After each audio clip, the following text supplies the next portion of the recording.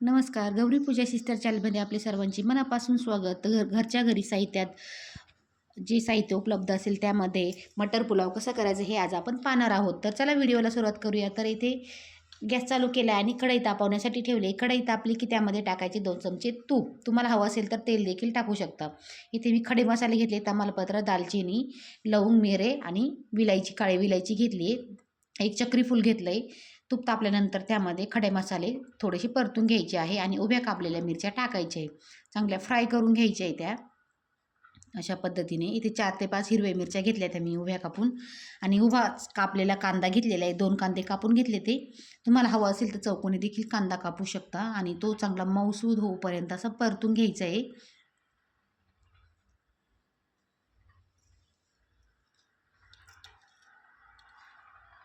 अशा पद्धतीने थोडासा आपला कांदा आहे ना मऊसूद झालेला आहे, थोडासा तपकिरी रंगावर परतलेला आहे. या स्टेजला यामध्ये टाकायचे 2 चमचे अद्रक लसूणची पेस्ट टाकायची आहे आणि चांगलं परतून घ्यायचं अद्रक लसूणचा कच्चेपणा जाईपर्यंत. आणि आणखी 2 चमचे तूप टाकलेले आहे. ते गावरान तुपाने भात खूप छान होतो. आणि परत एकदा परतून घ्यायचा आहे कांदा.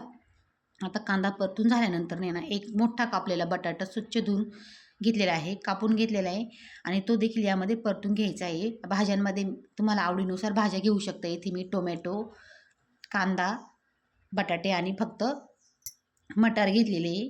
आणि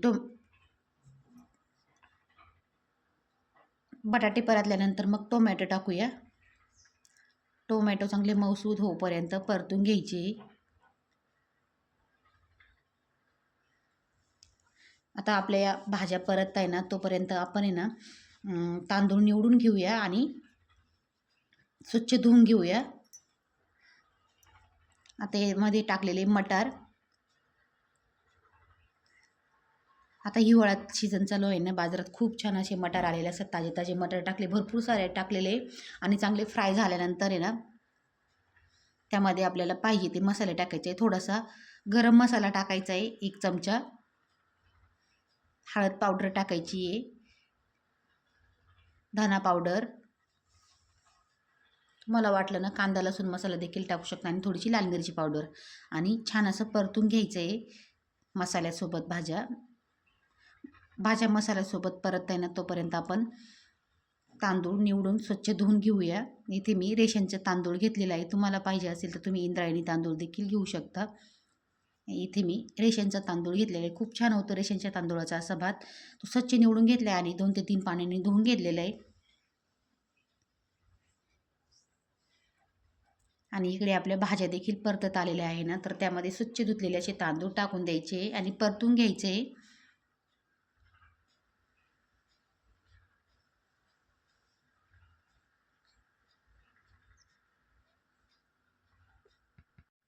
आणि आता भात आहे ना असा तांदूळ आपले परतून घेतलेले भाज्यांसोबत भरपूर असे मटार टाकलेले. मटर पुलाव म्हटलं की जास्त मटार आलेच. आणि परतून घेतल्यानंतर आपल्याला जेवढं मीठ पाहिजे ना चवीनुसार तेवढं मीठ टाकून घ्यायचं आहे. परत एकदा छान असं मिक्स करून घ्यायचं आहे आणि पाणी टाकायचं आहे. तांदूळ बुडतील आणि त्यावर 4 बोटं पाणीवरती शिल्लक राहील एवढं पाणी टाकायचं आहे त्यामध्ये. आणि झाकण ठेवून आहे ना 20 ते 22 मिनटासाठी शिजून देऊया. आणि छान असा मटर पुलाव आपला तयार होतो.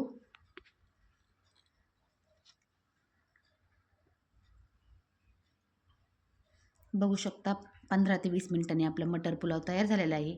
तर कशी वाटली रेसिपी? व्हिडिओ जर आवडला असेल तर लाईक शेअर करायला विसरू नका. धन्यवाद.